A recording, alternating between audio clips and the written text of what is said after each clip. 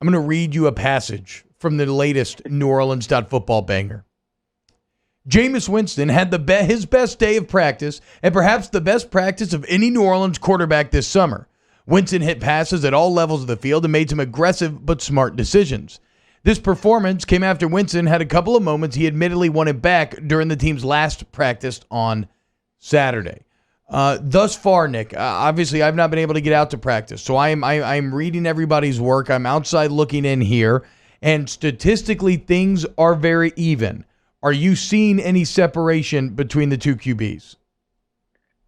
The thing I'd say to start is that it is just 4 days of practice, and it's easy to make way too much because, like, yesterday's performance by Jameis was 25% of camp, and when that's the most recent thing you've seen, it's easy to think, too much about it. But, look, I will say that I think so far through this that Jameis has been the better quarterback so far. I just think that he's been a little bit more aggressive. He can do a little bit more down the field. Really, there was only one decision that I thought was really bad by him, and that was in that Saturday practice. He took a sack, and they let the play keep going, and instead of just making a smart decision, he kind of lost his mind a little bit and tried to heave the ball down the field to Deontay Harris and put it in a really perilous situation, and it could have been picked off.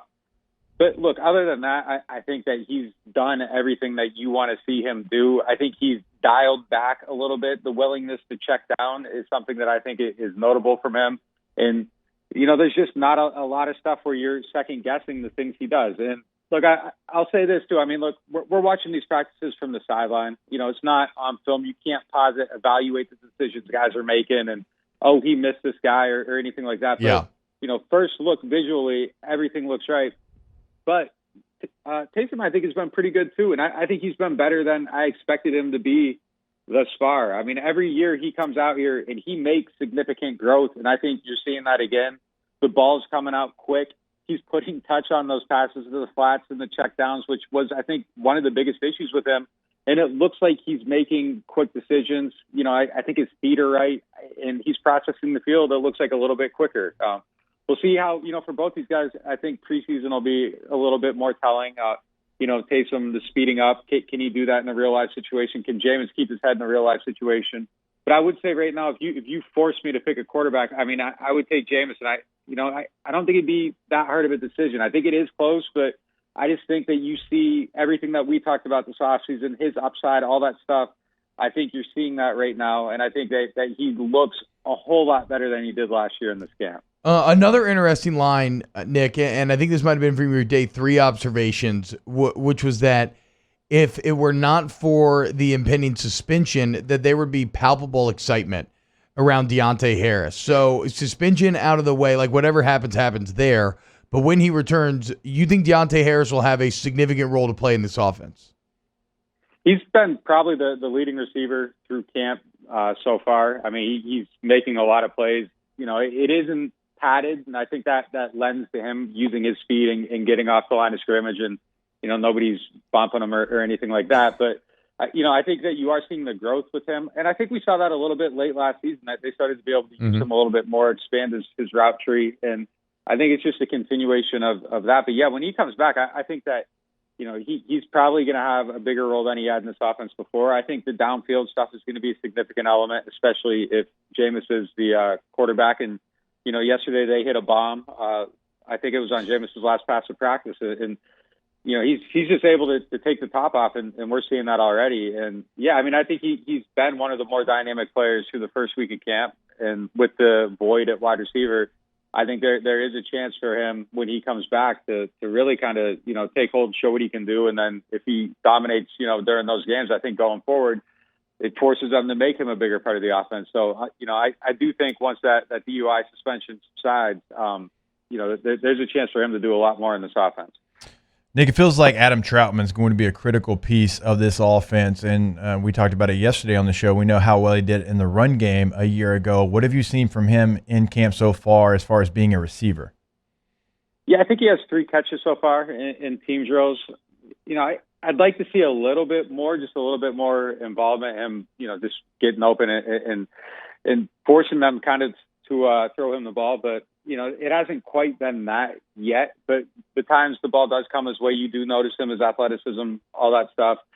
But again, it's very early in camp. And, I think when it does get a little bit more physical and guys are getting bumped a little bit, and that, maybe you're forced to kind of take that read over the middle and get the ball to him. And I think maybe starting today, pads are coming out. They'll be inside because it's raining. But I think that we'll start seeing him get a little bit more involved as the football becomes a little bit more real. But, 7-on-7, he was involved, just you see his athleticism. It pops out. You watch them go through their drills and him compared to the other guys, he's just different than Nick Van Ette and Ethan Wolf and Garrett Griffin. It's a significant difference in the athletic profile. And I do think it'll come to life. It still is a big question with him, though. You're going from 170-some yards to, hey, can this guy get to 600, 700? I don't know that we've seen the evidence through 4 days that say, yes, this is going to happen. But, I don't see anything that makes me pessimistic yet either. So I just think it needs a little bit more time to get a better evaluation of him. Talking to Nick Underhill at Nick_Underhill. Again, the site is neworleans.football. Sign up today. Support Nick directly while getting the best Saints coverage. Nick, what do you think the philosophy or the idea behind the Devontae Freeman signing was? I think they just want to bring in these guys and see what they have left and see if there's a way to, get them on the team and get them involved. And if there isn't anything for them to offer, you just cycle them out and it doesn't really cost anything. I think in a year where the roster is set and there's good players at the top of the roster and there aren't these holes on the depth chart, they make these moves every year and they just kind of say, everybody's just like, oh, all right, like that's fine. Akeem Nicks is here practicing. Maybe he'll make the team, maybe he won't, but it's nothing significant. But when you have holes at other positions, I think people look at these and they're like, why are you bringing in this guy and not going out and getting cornerback too?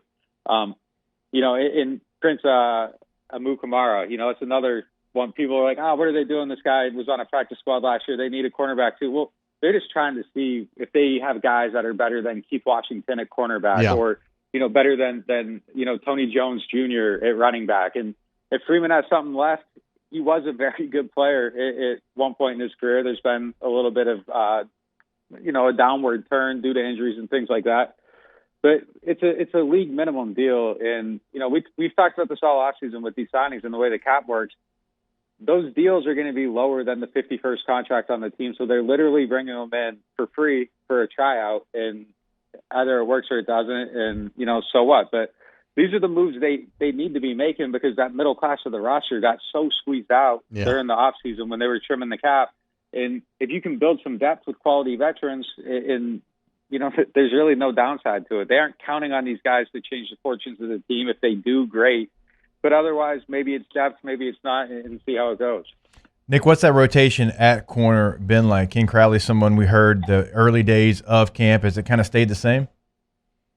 So it's been Marshon at the top. And look, I think he's practicing better than I've seen him practice at any time during his time with the Saints.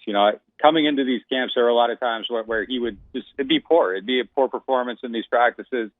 He wouldn't look locked in. He'd be dancing at the line of scrimmage before, between snaps. He isn't doing that. He's locked in. He's making plays. So the things he's doing, I think you see growth from him just maturity-wise, and maybe the approach to the season is better than it has been. Second, it's been Patrick Robinson. Then Crowley, Paulson Adebo has typically been the number 4 guy, and it's still a little bit I'd say uncertain at that cornerback 2 spot. I mean, T-Rob's been okay, but I think they need to try to get another guy to come in here. I've heard that they're still looking at all their options, and that despite signing Russell and Prince, that they aren't done looking at that spot. So I think their eyes are still wide open. It just kind of depends. You look around the league and see if somebody with former upside got replaced on a depth chart and they're third with the team now or something like that. And maybe something shakes free. But, I don't think that they're satisfied yet with what's going on at that second spot.